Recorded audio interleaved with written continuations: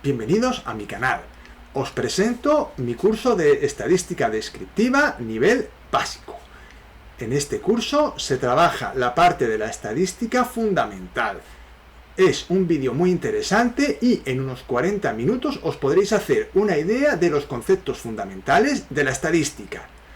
Además, va a haber otro vídeo en el cual vamos a poner unos 8 o 10 ejercicios resueltos para reforzar los conocimientos que consigáis adquirir en este vídeo, de manera que en unas 2-3 horas de trabajo podréis dominar un tema muy interesante y que está en muchos currículos académicos y en exámenes de pruebas de acceso como examen graduado de la ESO o pruebas de acceso a los ciclos medio y superior. Espero que el vídeo sea de vuestro interés. Si le dais un like al vídeo, me animaréis a seguir haciendo vídeos como este. Y no dejéis de suscribiros al canal y activar la campanita si queréis seguir recibiendo vídeos de este tipo. ¡Comenzamos!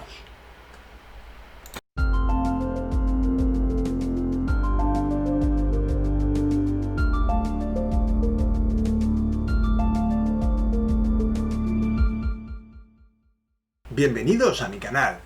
Hoy no vamos a resolver un examen, sino que lo que vamos a hacer es explicar teoría. Vamos a explicar estadística descriptiva. El nivel es básico. Va a haber una parte de teoría aclarada con algunos ejercicios. ¿A quién va dirigido este resumen? Pues este resumen de estadística descriptiva va dirigido a estudiantes que tienen su primer contacto con la estadística. En el sistema educativo español sería equivalente a estudiantes de segundo y tercero de ESO. También para personas que deseen presentarse a las siguientes pruebas en España. La prueba para la obtención del graduado en ESO para adultos, la prueba de acceso al grado medio y la prueba para el acceso a grado superior. El material necesario para seguir este vídeo es una libreta o folios para poder tomar apuntes, bolígrafo o lápiz para poder escribir, una regla para poder hacer las gráficas y una calculadora para hacer los cálculos más pesados. Vamos a comenzar. La estadística descriptiva es una rama de la estadística que trata de obtener información de un conjunto más o menos amplio de datos. Abarca desde la construcción de tablas de frecuencia a la definición de parámetros estadísticos como la media y la desviación típica. También estudia las distintas formas de representar gráficamente los datos con objeto de poder comprender la información que nos aporta un conjunto de datos de un solo vistazo. Algunas definiciones importantes dentro de la estadística descriptiva son las siguientes. Población, que es el conjunto de todos los elementos cuyo conocimiento nos interese y serán objeto de estudio. La muestra, que es un subconjunto de la población. Aparte de su estudio, podemos inferir características de la población y lo que es el individuo, que es cada uno de los elementos que forman la población o muestra. Por ejemplo, los estudiantes de ESO en España son un total de 1.929.880 en el curso 2017-2018. Se desea estudiar su talla y su peso. Para ello se seleccionan 5.000 estudiantes de diferentes provincias. En este ejemplo, la población será el conjunto de estudiantes. La muestra serán los 5.000 estudiantes y el individuo será cada uno de los estudiantes que han sido seleccionados para este estudio. Importante, esto no es una película, esto es un material para que tú trabajes con él. Por lo tanto, ahora vas a parar el vídeo y vas a copiar esta información en tu libreta, porque lo que vamos a construir son unos apuntes propios. Si consideras que debes resumir algo o escribirlo con otras palabras, puedes hacerlo, pero trata de no resumir demasiado porque ya he hecho yo el resumen. Por lo tanto, que tú lo resumas, el resumen del resumen no tiene mucho sentido. En el estudio estadístico de una población se debe elegir la variable a estudiar. Estas variables se pueden clasificar de la siguiente forma. Variables cualitativas son aquellas que no toman valores numéricos, por ejemplo, el color de ojos, el grupo sanguíneo, el estado civil, la profesión, etc. Por otro lado, tenemos las variables cuantitativas discretas, que son aquellas que toman valores numéricos discretos, es decir, la variable no puede tomar cualquier valor dentro del rango de la variable. Por ejemplo, número de hijos, número de coches, número de días de vacaciones, etc. Por ejemplo, el número de hijos no puede ser 2,3. O es 1, o es 2, o es 0, o es 4. ¿De acuerdo? Por lo tanto, el número de hijos es una variable cuantitativa discreta porque no puede tomar cualquier valor. En cambio, las variables cuantitativas continuas son aquellas que pueden tomar cualquier valor perteneciente al rango de la variable. Por ejemplo, peso, altura, temperatura, velocidad. El peso puede ser 30 kilos, 40 kilos, 45 kilos, pero también puede ser 30,82 kilos, dependiendo del instrumento con el que midamos la masa del objeto o de la persona. Y por supuesto, al igual que antes, vas a parar el vídeo y vas a copiar esta información en tu libreta. Así iremos completando unos apuntes que te serán muy útiles para luego repasar el tema. A continuación vamos a hablar de las tablas de frecuencia. Una forma de organizar los datos es mediante tablas de frecuencia. En una tabla de frecuencia básica habrá dos columnas. La columna inicial va a contener la variable y la columna que va a ir a su lado va a ser la de la frecuencia absoluta. Vamos a ver un ejemplo y lo vais a entender perfectamente. Las notas de los alumnos de cuarto de ESO en un examen de matemáticas han sido las siguientes. Ahí tenéis todas las notas, están desordenadas y difícilmente podríamos obtener información de ellas. Lo que vamos a hacer es organizarlas en una tabla de frecuencias.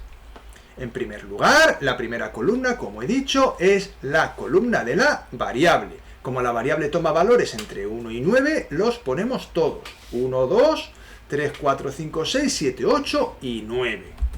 Por otro lado, vamos a ver la frecuencia absoluta, que es el número de veces que se repite un dato. Por ejemplo, hay dos personas que han obtenido un 7. Lo podéis comprobar en el conjunto de datos que he dado al principio. Ahí tenéis la columna con la frecuencia absoluta. Como podéis ver, hay una persona que ha obtenido un 1, una persona que ha obtenido un 2, 5 personas que han obtenido un 3 y así sucesivamente. Por ejemplo, en lo que he comentado anteriormente, podéis observar, hay dos personas que han obtenido un 7.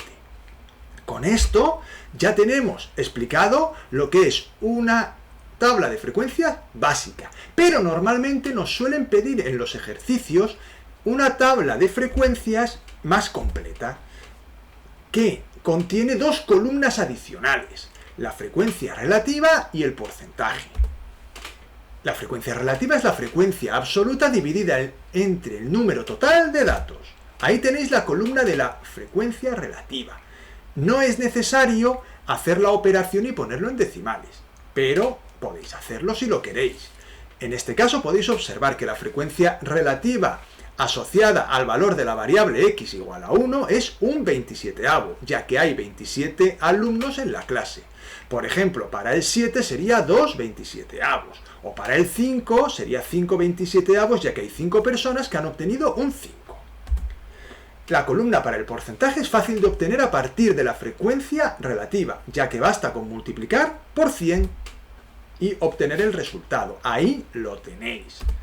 Por supuesto, paramos el vídeo, copiamos la tabla en la libreta con las definiciones y hacemos los cálculos con la calculadora para asegurarnos que hemos entendido todo lo que está en la pantalla y además que somos capaces de completar una tabla.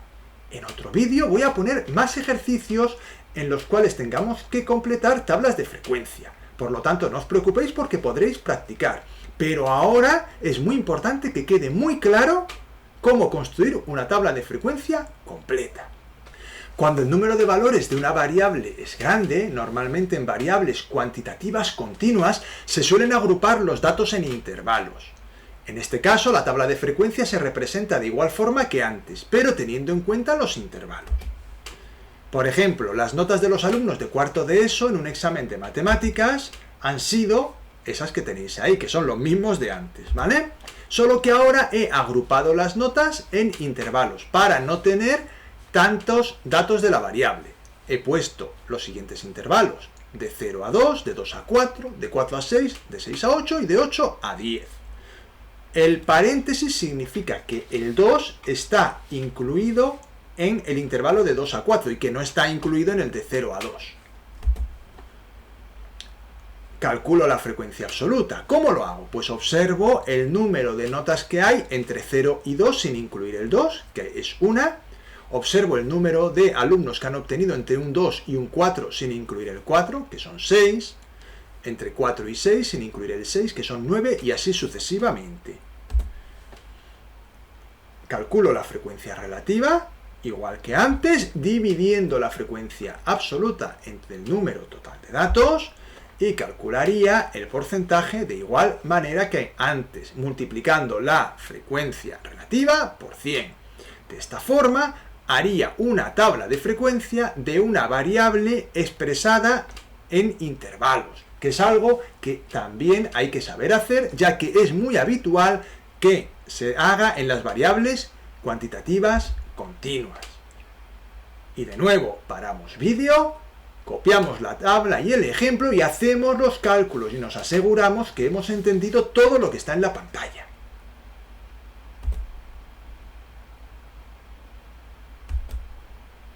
Continuamos. Ahora vamos a ver los tipos de representaciones gráficas de los datos, al menos las más importantes. En función del tipo de variable, elegiremos el tipo de gráfico que debemos utilizar. Diagrama de barras. Es conveniente utilizarlo cuando trabajamos con variables cualitativas o variables cuantitativas discretas. Ahí tenéis un ejemplo de un diagrama de barras. Tenemos el color de coche y el número de coches. Podéis ver que hay 4 coches azules, 6 coches verdes, 10 rojos y 5 negros. Lógicamente, en el eje X se expone la variable y en el eje Y vamos a colocar la frecuencia. La altura de la barra será directamente proporcional al valor de la frecuencia. Es decir, que la altura de la barra de 10, de frecuencia 10, es el doble de alta que la de frecuencia 5, por ejemplo. Histograma. Es conveniente utilizarlo cuando trabajamos con variables cuantitativas continuas. Polígono de frecuencias se obtiene a partir del histograma. Vamos a verlo. Ahí tenéis los dos dibujados. El histograma son las barras que están juntas. Como podéis ver, la variable tiene 4 intervalos, de 0 a 2, de 2 a 4, de 4 a 6 y de 6 a 8. Y en el eje Y está el número de alumnos y la altura de las barras es proporcional nuevamente a la frecuencia absoluta. Por otro lado, podéis observar una línea de color rojo. Ese es el polígono de frecuencias, que va desde la parte superior de la barra, desde su parte central, y se van uniendo tal como tenéis en la pantalla. Diagrama de sectores. Este es un diagrama muy habitual. Es conveniente utilizarlo cuando trabajamos con variables cualitativas. Se relaciona el porcentaje con el ángulo de un sector circular. Ahí tenéis un ejemplo. Azul, verde, rojo, negro. No he especificado a qué se corresponde, pero podría ser, por ejemplo, el color de los coches en un vecindario. Y debéis tener en cuenta que la amplitud del sector es directamente proporcional de los valores de la variable. Paramos el vídeo y copiamos esta información en la libreta. Como veis, estamos haciendo unos apuntes muy chulos que luego van a ser muy útiles para poder estudiar. A continuación vamos a detallar un poquito más estas representaciones. Vamos a hacer un ejemplo de cada una de ellas. Ahí tenéis el diagrama de barras y dice: en un vecindario hay coches de distintos colores. Ahí están los colores y ahí el número de coches que hay en el vecindario. ¿Cómo sería el diagrama de barras? Es como el que hemos enseñado antes.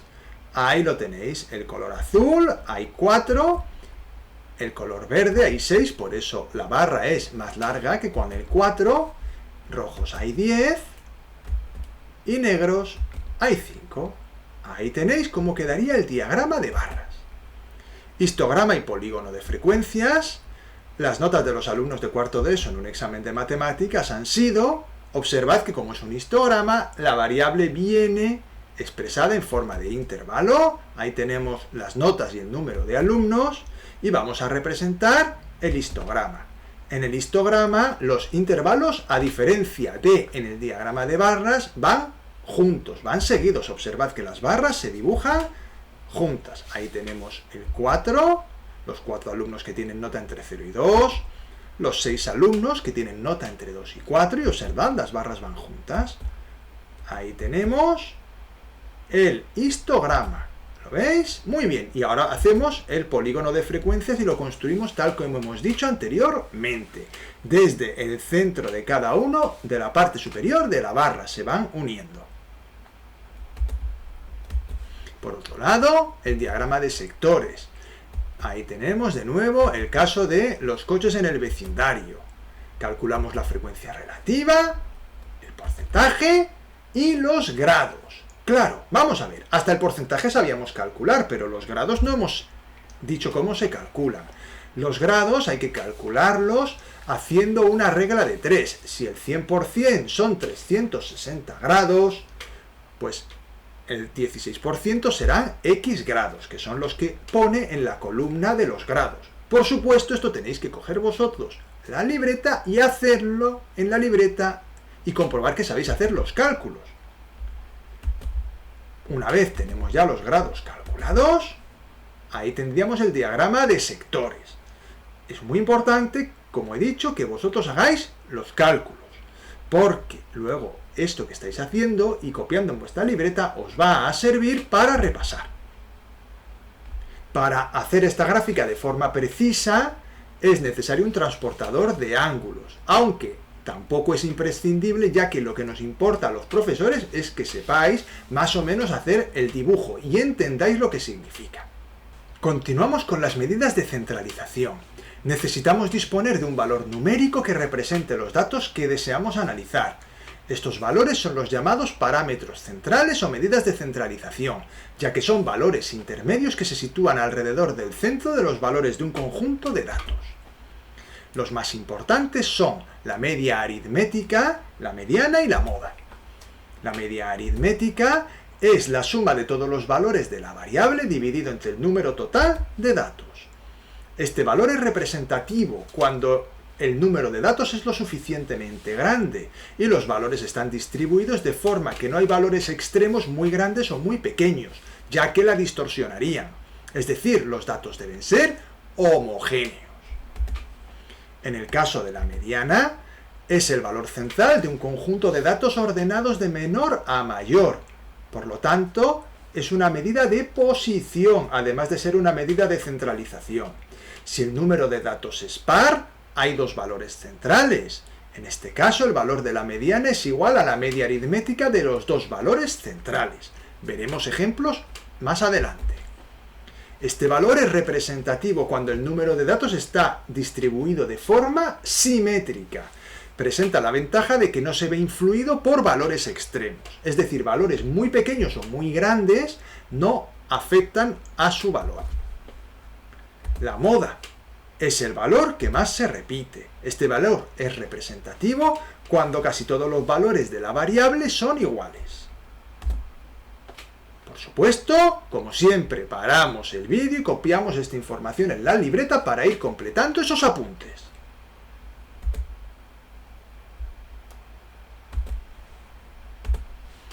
Para calcular la media aritmética tenemos tres situaciones posibles. En primer lugar, cuando tenemos pocos datos. Por ejemplo, las notas en física de un estudiante son las siguientes. Ahí las tenéis en pantalla.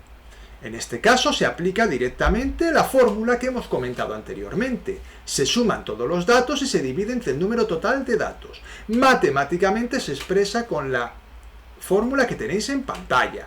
X con una rayita arriba, eso significa media, es igual al sumatorio de todos los datos, que eso se pone con la letra griega sigma mayúscula, X sub i partido el número total de datos, que es la n mayúscula. Ahí tenéis la operación y el resultado. En este caso la media es aproximadamente 6,67. Por supuesto, los cálculos los tienes que hacer tú, así que paras el vídeo, te pones ahora en tu libreta, copias el ejemplo y haces los cálculos y te aseguras que lo has entendido.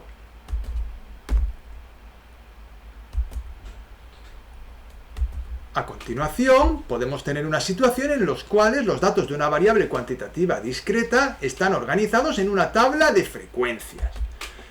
Por ejemplo, la siguiente tabla contiene el número de camisetas de los alumnos de una clase. En este caso, ahí tenéis el valor de la variable y el de la frecuencia absoluta. Tenemos ahí el total, es decir, en total hay 25 alumnos y ahora debemos añadir una columna en la que se obtiene el total de camisetas.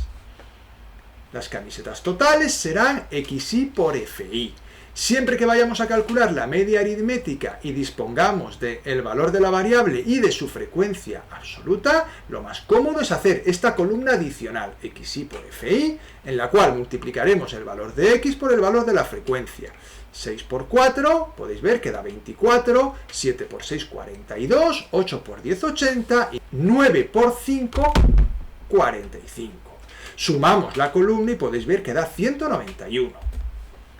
Ahora podemos aplicar directamente la fórmula. La media de x es el sumatorio de la columna xi por fi partido el número total de datos. Esto siempre se hace de la misma forma, de manera que una vez hayáis mecanizado el proceso, lo único que hay que tener cuidado es en no equivocarse en las operaciones. El resultado en este caso sería 7,64. Lógicamente, y como siempre, haz los cálculos y comprueba que sabes hacerlos.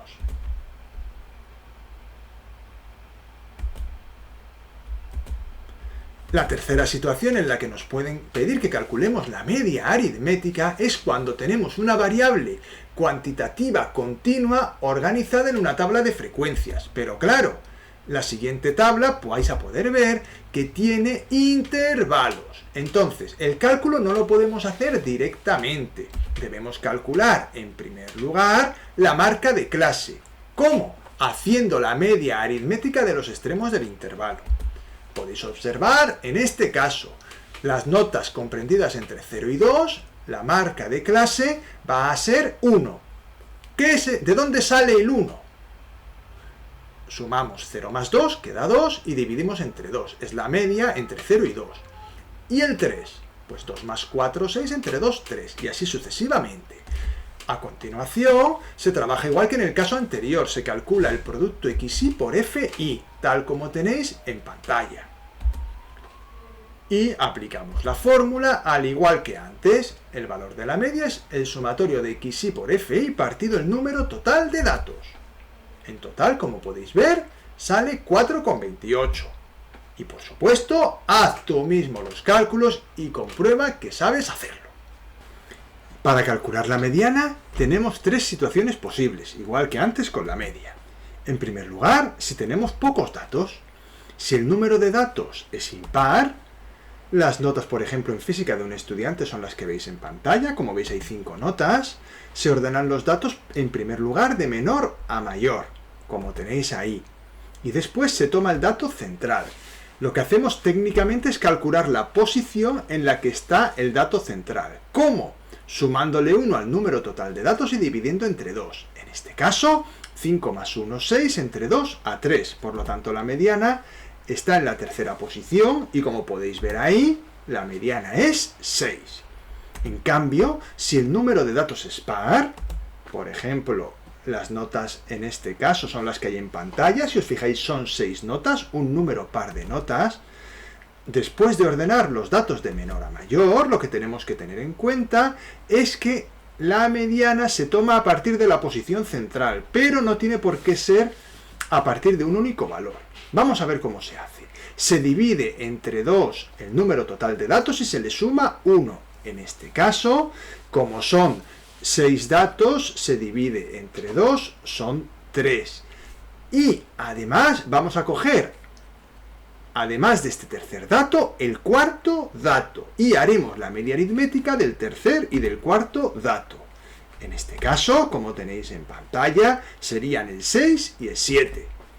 En este caso, la mediana sería 6 más 7 entre 2 igual a 6,5. A continuación, vamos a ver cómo calcular la mediana cuando tenemos los datos de una variable cuantitativa discreta organizados en una tabla de frecuencias. En este caso, la siguiente tabla muestra el número de camisetas compradas el último año por los alumnos de una clase. Ahí tenemos los datos de la variable y los datos de la frecuencia absoluta, incluyendo el número total de datos. Debemos añadir una columna adicional en la que vamos a obtener los valores de la frecuencia acumulada. Ahí tenemos los valores de la frecuencia acumulada. ¿Cómo calculábamos estos valores? Muy fácil. Partíamos de los datos de la frecuencia absoluta, del primero, y colocábamos el 4 en el primer valor de la frecuencia acumulada. Y luego íbamos sumando los valores de la frecuencia absoluta. 4 más 6, 10, 10 más 10, 20, 20 más 5, 25. El último valor de la frecuencia acumulada coincide con el número total de datos. Se observa que el número de datos es impar, es 25, por lo que el valor de la mediana es aquel que está en la posición central. En este caso, la posición en la que se encuentra la mediana, n más 1 partido 2, es igual a la posición decimotercera, ya que 25 más 1 entre 2 vale 13. Vamos a comparar el 13 con los valores de la frecuencia acumulada para encontrar el valor de la variable, que es la mediana. Observamos que el 4 es menor que el 13, por lo tanto, ahí no está la mediana. El 10 es menor que el 13, por lo tanto, para el valor de x sub i igual a 7 no tenemos la mediana, pero aquí tenemos el valor en el cual se supera el 13. La frecuencia acumulada vale 20 y por lo tanto ya vamos a poder indicar que el valor de la mediana es 8. Ahí lo podemos recuadrar y marcar con un círculo. Y como siempre, haz los cálculos y comprueba que sabes hacerlo, aunque en este caso no hay tantos cálculos como en el caso de la media aritmética. Por último, en el tercer caso vamos a hacer el cálculo de la mediana con los datos de una variable cuantitativa continua organizada en una tabla de frecuencias. Imaginémonos que tenemos esta tabla que nos muestra las notas de los estudiantes de una clase. En este caso se calculará, mucho cuidado, el intervalo mediano, no la mediana exactamente. Ahí tenemos la tabla de frecuencia y debemos añadir una columna. Claro que sí, igual que antes, es la columna de la frecuencia acumulada. Escribimos la frecuencia acumulada al igual que anteriormente. Se observa, como antes, que el número de datos es impar, por lo que el valor de la mediana es aquel que está en la posición central. Igual que antes, la posición es la decimotercera. Se compara el valor de la posición con el valor de la frecuencia acumulada para comprobar dónde se encuentra el valor de la mediana.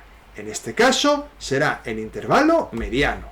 Observad, 4 menor que 13, 10 menor que 13, y ahí está el 20, que es mayor que 13, de manera que vamos a decir que el intervalo mediano es el intervalo entre 4 y 6. Ahí le ponemos un circulito para que quede más claro. Solamente comentar una cosita más. En el siguiente capítulo, en otro vídeo que haré, se trabajará cómo calcular el valor exacto de la mediana cuando trabajamos con intervalos. En este curso básico, de momento nos vamos a conformar con calcular el intervalo mediano. Y ahora vamos con el último o la última medida de centralización, que es la moda. Igualmente, al igual que en el caso de la media aritmética y la mediana, tenemos tres posibles situaciones, aunque en el caso de la moda los cálculos son bastante más sencillos. Cuando tenemos pocos datos, por ejemplo esos que tenéis en pantalla, la moda vamos a decir que vale 6, ya que el número 6 es el que se repite 3 veces, es el número que más se repite. A continuación, tenemos el caso en el cual los datos de una variable cuantitativa discreta están organizados en una tabla de frecuencias.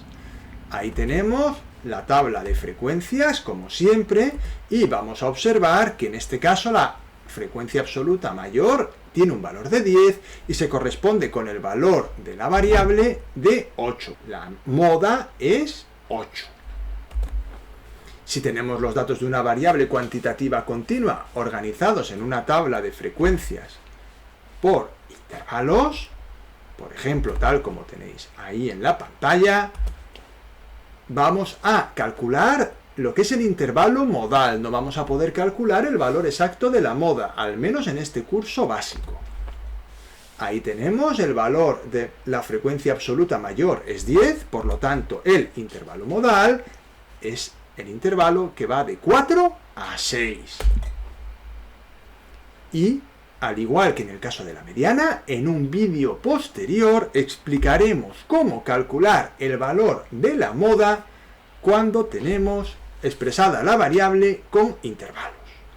Una vez estudiadas las medidas de centralización más importantes, media, mediana y moda, vamos ahora a estudiar algunas de las medidas de dispersión más habituales.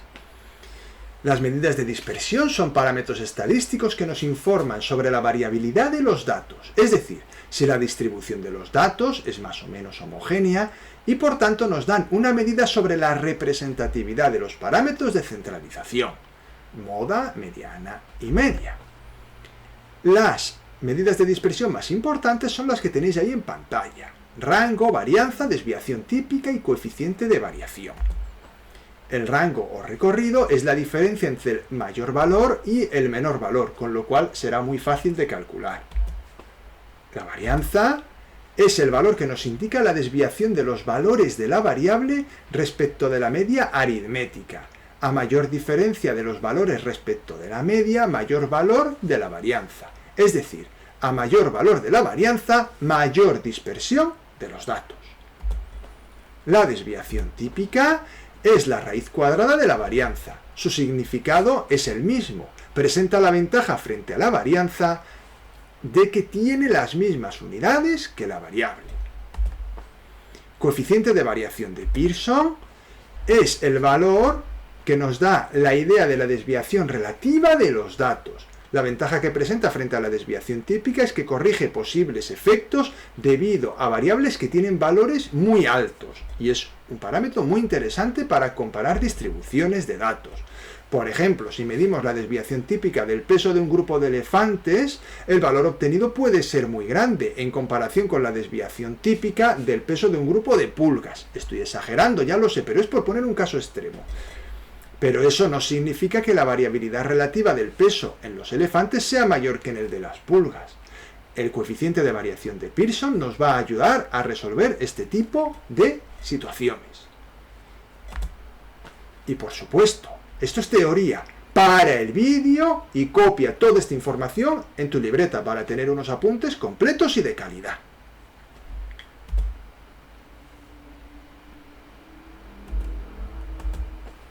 Para calcular la varianza o la desviación típica, tenemos los tres casos típicos que hemos ido viendo con las medidas de centralización. Cuando tenemos pocos datos, por ejemplo esos que tenéis en pantalla, lo que debemos hacer en primer lugar es calcular la media aritmética. Eso ya lo hemos hecho anteriormente, por eso lo pongo rápidamente. Y a continuación se debe calcular la varianza. Para poder calcular la varianza tenemos dos fórmulas que son equivalentes. Podéis utilizar la que creáis más conveniente. Yo voy a poner las dos. La primera de las fórmulas es la que tenéis ahí en pantalla. La varianza, que se representa por sigma al cuadrado, es la suma de x sub i menos x media al cuadrado partido el número total de datos. En este caso, parad el vídeo si lo consideráis oportuno. Podéis ver cómo he hecho el cálculo y la varianza sale 2,56. Observad que he ido restándole la media aritmética a cada uno de los valores de la variable. 6 menos 6,67 y lo he elevado al cuadrado, más 8 menos 6,67 al cuadrado y así sucesivamente. Por otro lado, también se puede calcular la varianza con la fórmula que tenéis en pantalla. Sumatorio de x sub i al cuadrado partido el número total de datos menos el valor de la media al cuadrado. Yo suelo utilizar esta última fórmula, me parece más fácil de operar, pero ya os digo que la primera fórmula es perfectamente válida. Ahí tenéis el ejemplo numérico. Vuelvo a repetir, si necesitáis parar el vídeo para comprobar de dónde salen los datos, hacedlo. Ahí podéis ver que el dato de la varianza en este caso me ha salido ligeramente diferente, 2,51. ¿Qué ha podido pasar? Pues lo que ha pasado son los números decimales. Como he redondeado el valor de la media, por eso hay esa pequeña diferencia, pero teóricamente debería salir el mismo valor. De hecho, con mi calculadora he hecho el cálculo exacto de la varianza y el valor real es 2,5 periodo. Por último, en este caso puedo calcular la desviación típica, haciendo la raíz cuadrada de la varianza. Eso sí es bastante fácil y como podéis ver el resultado está ahí en la pantalla, 1,5986. También puedo calcular el coeficiente de variación de Pearson. El coeficiente de variación de Pearson es la desviación típica dividido entre la media y se puede multiplicar por 100 si queremos dar el resultado en porcentaje. Ahí podéis ver que en este caso el coeficiente de variación sería de un 24%. Si lo hubiera hecho sin el 100 me daría 0,24. En el caso de que tengamos datos de una variable cuantitativa discreta organizados en una tabla de frecuencias, el proceso es un poco más largo. Vamos a tomar una tabla en la cual lo primero que haremos será calcular, como hemos hecho anteriormente, la media aritmética. Estos cálculos ya los hemos hecho antes, por eso los paso más o menos rápido, pero si necesitáis parar el vídeo y hacer los cálculos por vosotros mismos, no dejéis de hacerlo. Lo que tenemos que hacer ahora, lo que es nuevo, es esto. Vamos a poner una nueva columna, x sub i cuadrado por fi. Ahí la tenéis. ¿Qué es lo que he hecho? Pues he elevado al cuadrado x sub i y lo he multiplicado por la frecuencia. 6 al cuadrado por 4 da 144, 7 al cuadrado por 6, 294, 8 al cuadrado por 10, 640 y 9 al cuadrado por 5, 405. El total de la columna suma 1483. Y lo que vamos a hacer ahora es aplicar la fórmula correspondiente. En este caso, y tal como he planteado el ejercicio, voy a utilizar la segunda de las fórmulas que os he dicho anteriormente. La varianza es igual a 1483 dividido el número total de datos, 25, menos la media al cuadrado. En total, en este caso, da 0,95. Fácilmente calculo la desviación típica haciendo la raíz cuadrada. Y también puedo calcular el coeficiente de variación de Pearson, tal como tenéis en pantalla, que sería de un 12,8%. No dejes de hacer los cálculos en tu libreta, si es necesario utiliza una calculadora y comprueba que sabes hacerlo perfectamente.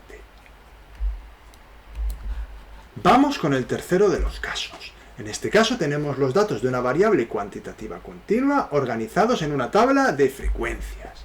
La siguiente tabla nos muestra las notas de los estudiantes de una clase, ahí tenéis, como podéis ver, en forma de intervalo. Esa tabla ya la tenemos de antes, por lo tanto la he puesto directamente. A continuación se trabaja igual que en el caso anterior y se calcula la media aritmética. Y ahora agregamos una columna x sub i cuadrado por fi y se obtienen los valores correspondientes. Por ejemplo, 1 al cuadrado por 4 nos da 4, 3 al cuadrado por 6 nos da 54. Observad que al igual que en el caso de la media aritmética, hemos calculado en primer lugar la marca de clase. Aplicamos las fórmulas y obtenemos la varianza, que en este caso da 3,80. Observad que para calcular la varianza utilizamos una de las dos fórmulas que he dado anteriormente. La desviación típica la vamos a hacer calculando la raíz cuadrada de la varianza y el coeficiente de variación de Pearson, al igual que antes, con la fórmula de siempre, nos da el porcentaje que tenéis en pantalla. Por supuesto, ahora paras el vídeo y haces todos los cálculos y compruebas que sabes hacerlo y has entendido el procedimiento perfectamente, ya que este procedimiento es muy mecánico, pero hay que saber hacerlo bien. Y ya hemos terminado este primer capítulo de estadística descriptiva nivel básico. Mi idea es hacer otros capítulos. ¿Por qué? Te puede haber parecido poco, puedes necesitar más nivel. Pues en ese caso, no te pierdas el próximo vídeo. Vamos a estudiar en él nuevos tipos de gráficos, como diagrama de caja y bigotes, diagrama de tallo y hojas. Haremos nuevas tablas de frecuencias, en las cuales aprenderemos a construir nosotros los intervalos en los cuales se utilizan variables continuas. Estudiaremos nuevos parámetros estadísticos, los cuartiles, los percentiles, el recorrido intercuartílico. Recomendado para todos aquellos que ya domináis la estadística descriptiva básica y necesitéis aprender más estadística. Y hasta aquí ha llegado el vídeo. Si os ha gustado el vídeo, os agradecería que le dierais un like. Y si queréis seguir recibiendo vídeos como este, suscribíos al canal y activad la campanita. Muchas gracias por vuestra atención y nos vemos en el siguiente vídeo.